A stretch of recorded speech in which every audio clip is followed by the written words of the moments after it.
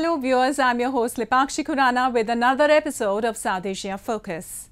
Let's begin the show. Indian economy is blazing a trail of success that has outshined the world. It has emerged as an unrivaled champion, setting new benchmarks for its competitors, and has crafted an economic model that has left everybody from the developed countries to the developing ones in its awe.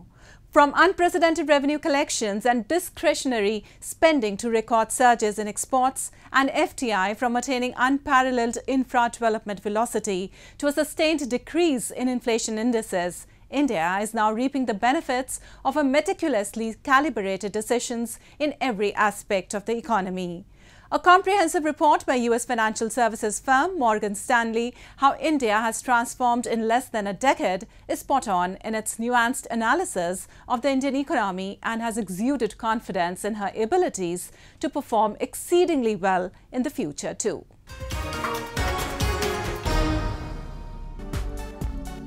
What has India done that others haven't in order to reach where it is today? One of the coveted 5 economies of the world, growing at the fastest rate? The most straightforward answer is almost everything.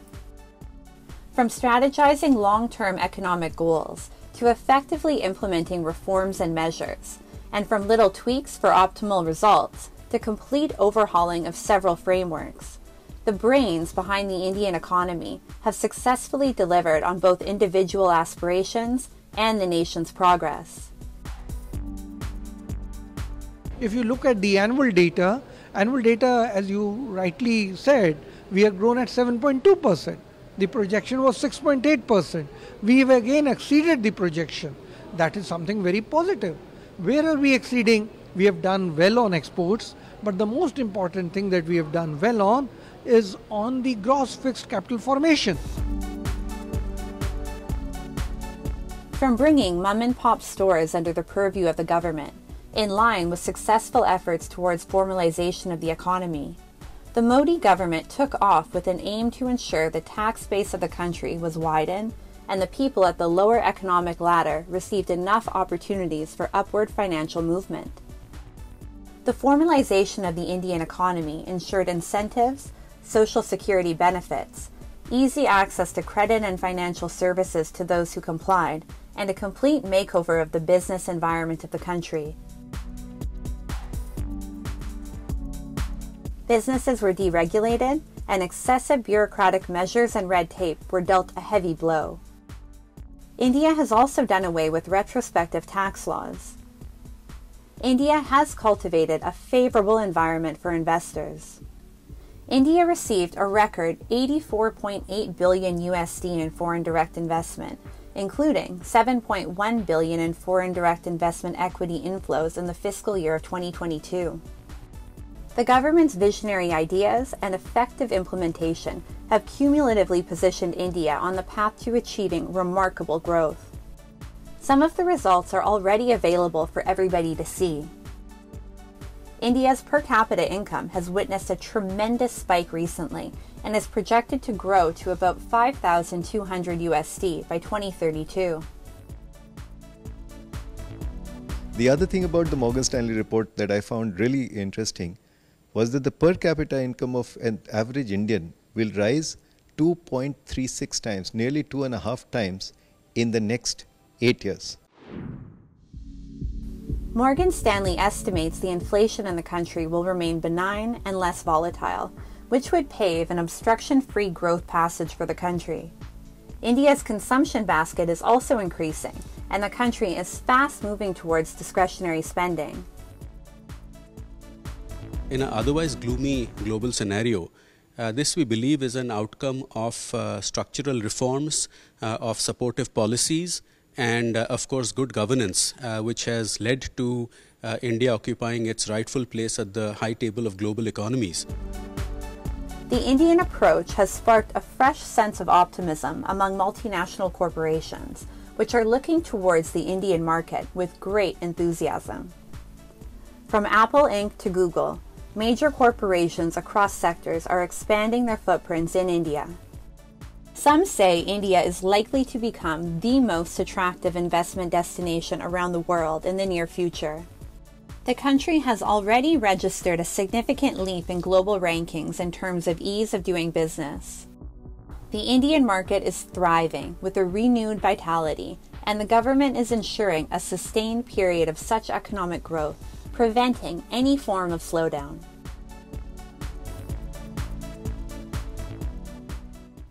Moving on, the two countries that could be referred to as all-weather allies in South Asian geopolitics are India and Nepal.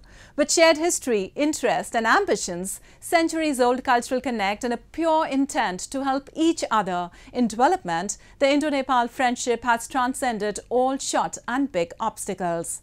Top state-level visits, reciprocatory visits and a multi-led bilateral engagement has further propelled and accelerated their mutual advancement. Both Delhi and Kathmandu have time and time again iterated their commitment to consistently expand the scope of this bilateral dynamic that is no less than a model to emulate.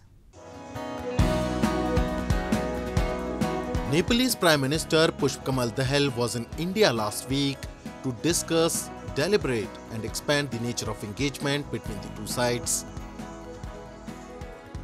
India and Nepal, which observers refer to as permanent and natural allies, committed to strengthen their ties across sectors.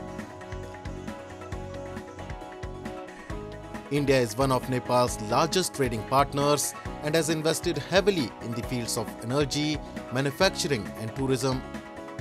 India has also assisted Nepal in improving its capacity building. In our meeting today, we discussed the ways to further strengthen cooperation in diverse areas including trade, transit, investment, hydropower development, power trade, irrigation, agriculture, connectivity, including air entry routes, railways, bridge, transmission line, expansion of petroleum pipeline, construction of integrated checkposts, as well as cultural and people-to-people contact. Nepal and India have also been mulling enhancing connectivity between the two countries. The two countries might soon see opening of new air routes and reached a transit agreement. Prime Minister Modi and Prime Minister Dahal also unveiled e-plaque for integrated checkposts of various cities connecting two neighbors. आज transit agreement संपन्न किया गया है। इसमें नेपाल के लोगों के लिए नए रेल रूट्स के साथ-साथ भारत के इनलैंड वाटरवेज की सुविधा का भी प्रावधान किया गया है। हमने नए रेल लिंक स्थापित कर फिजिकल कनेक्टिविटी को बढ़ाने का निर्णय लिया। Nepal was also one of the first countries to adopt India's unified payment interface system. Taking inspiration from Digital India, a growing number of countries around the world are transitioning to a convenient system of cashless payment. Nepal has also joined the bandwagon.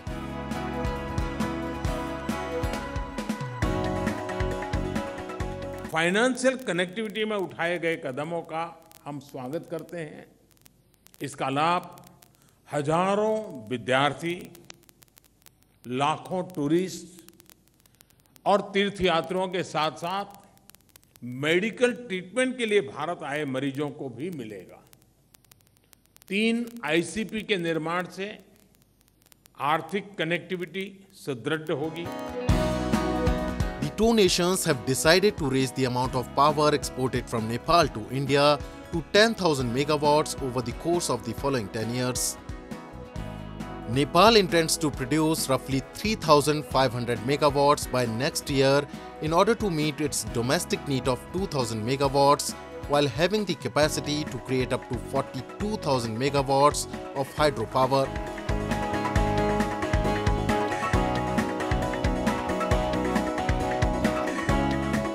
While China, another neighbor of Nepal, has been using all methods in book to gain and assert influence in the region, India, which is pro-people, pro-development, has been genuinely committed to the welfare of neighbors, has invested billions in Nepal in order to see a prosperous neighbor.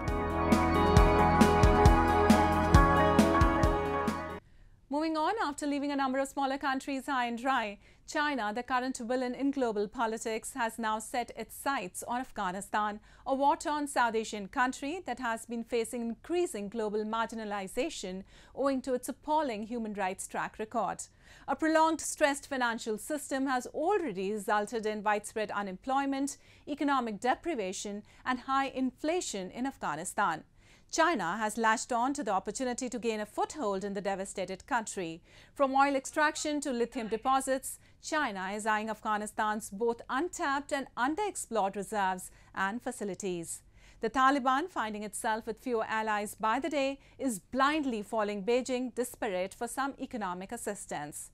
While China insists its interests in Afghanistan are truly altruistic, experts and observers insist there are other interests at play. Join us as we discuss China's increasing interest in Afghanistan and how their debt-trap diplomacy can further impact a country already in shambles. Foreign ministers of China, Afghanistan, and Pakistan recently met in Islamabad in furtherance of Beijing's unrelenting efforts to tap new investment avenues under its Belt and Road Initiative. Apart from discussing a host of regional issues including security, the three sides reached a unanimous agreement to further extend the China-Pakistan Economic Corridor, CPEC, to Afghanistan. Observers believe that Beijing is seeking to exploit untapped natural resources in Afghanistan, which have an estimated value of over $3 trillion. The country is rich in resources like copper, gold, oil, natural gas, uranium, bauxite, coal, iron ore, rare earth, lithium, chromium, lead, zinc, gemstones, talc, sulfur, travertine, gypsum, and marble. Earlier in January of this year, the Taliban-led administration signed a contract with China's state-owned company, China National Petroleum Corporation, to extract oil from the Amu Darya Basin and develop an oil reserve in the Saripul province. An Afghan official spokesperson, Zabihullah Mujahid, said on Twitter that the Chinese company will invest $150 million a year in Afghanistan under the contract. Its investment would increase to $540 million in 3 years for the 25-year contract.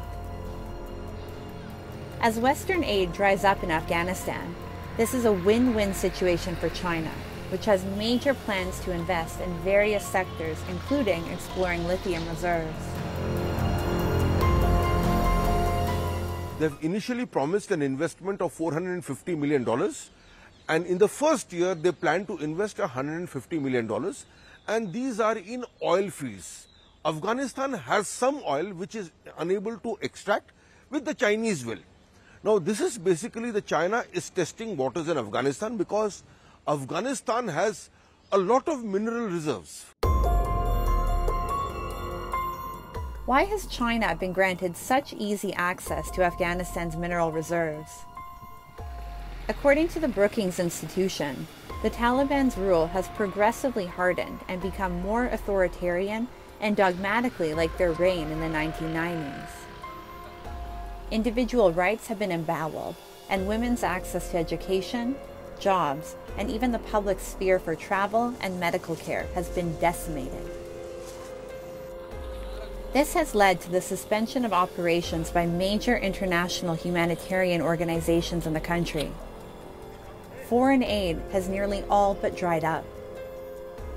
Almost half of the Afghan population was projected to be acutely food insecure between November of 2022 and March of 2023, with 6 million on the brink of famine. The deteriorating economic situation in Afghanistan has forced the Taliban-led government to let Chinese investment into the country. Security is the most important issue that China is currently concerned about in Afghanistan, especially in the most remote of areas.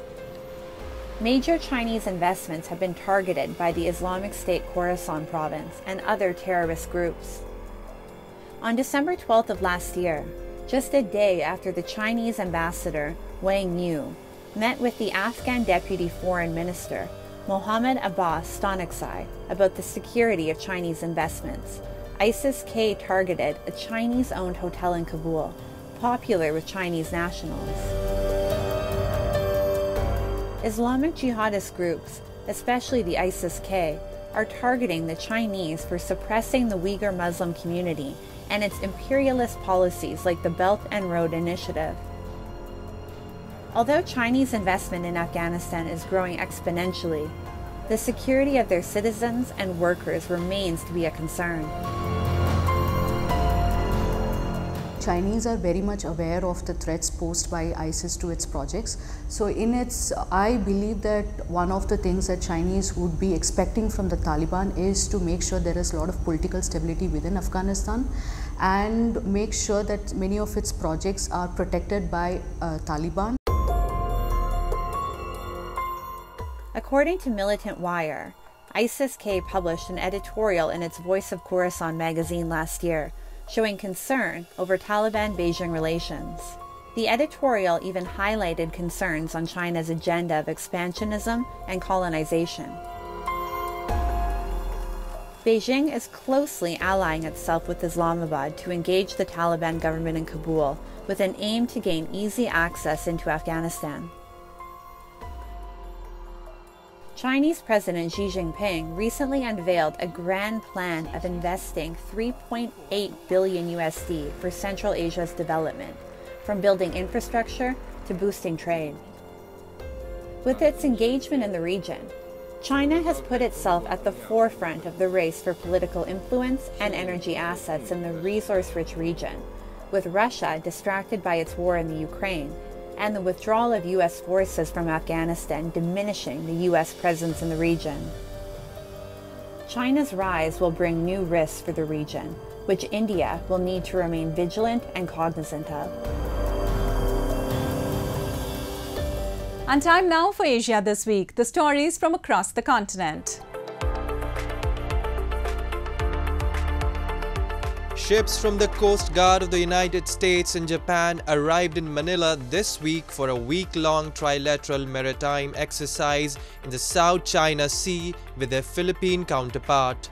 The first such maneuvers between them at a time of growing concern about China's moves in the region.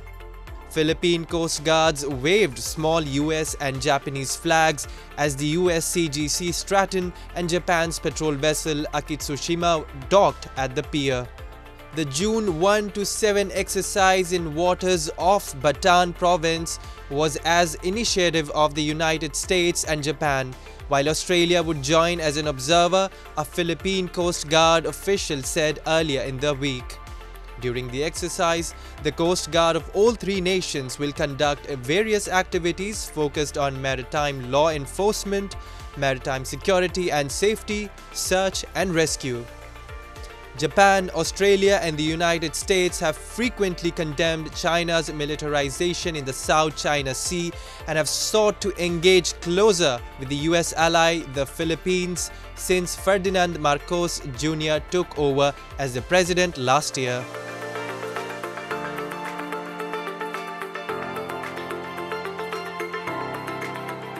Iraq launched a $17 billion project this week to link a major commodities port on its southern coast by rail and roads to the border with Turkey.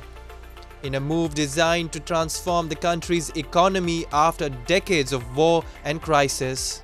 The development road aims to tie the Grand Four port in Iraq's oil-rich south to Turkey, turning the country into a transit hub by shortening travel time between Asia and Europe in a bid to rival the Suez Canal. Iraq's government envisions high-speed trains moving goods and passengers at up to 300 kilometers per hour, links to local industry hubs, and an energy component that could include oil and gas pipelines. It would mark a significant departure from the country's existing aged transport network.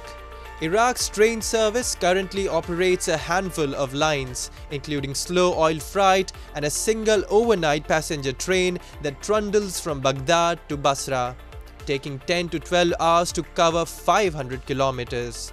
passenger transport between Iraq and Europe harkens back to grand plans at the turn of the 20th century to create a Baghdad to Berlin Express.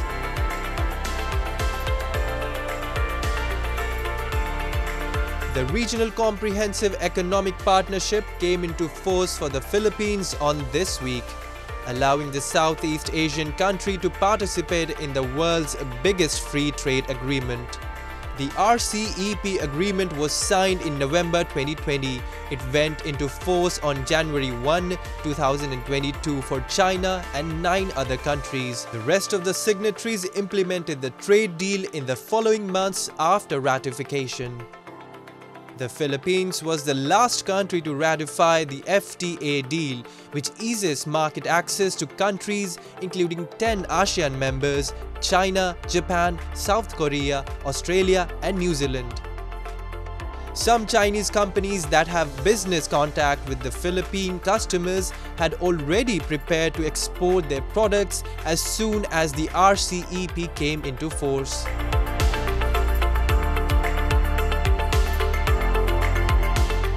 Moving on, Indian festivals are unique in their own ways. Their origin, celebration and message make them interesting to the celebrants. One such festival was held in Coonoor, Tamil Nadu, which showcased a combination of fruits and art. A jewel nestled amidst the Nilgiri hills, Coonoor is a picturesque hill station in Tamil Nadu. The place is known for its lush green and misty environment. The month-long summer festival in Coonoor culminated with a fruit festival. More than 50 types of fruits were displayed attractively in this fruit event. A giant pineapple made of 1.2 tons of pineapple was the main attraction of the show. The fresh, juicy fruits were arranged in such a way that the people who came to witness the event were mesmerized. The berries were arranged artistically and were given the name of Malabar squirrel. I'm seeing this beautiful fruit festival here, and we're witnessing. As a kid, I've always wondered how SpongeBob lives in a pineapple house, and that's like it can be seen here in the pineapple house made out of pineapples, actual pineapples. And there's a Malabar squirrel which is made out of grapes. It is really beautiful, very unique piece of art. And then there's a fruit basket actually made out of fruits. That's very peculiar, very beautiful and very aesthetic to see. The pyramid was made of fresh oranges. India is known for presenting varieties. Popular homegrown mangoes and their varieties including Imam Pasand, Malgova, Alfonza, Senthura, etc. were displayed to the audience. A variety of bananas and jackfruit were also exhibited. Festival and this fruit mela is really amazing. They have made a big pineapple out of pineapples, pyramid of oranges, a fruit basket made of big fruits, and a squirrel made of grapes.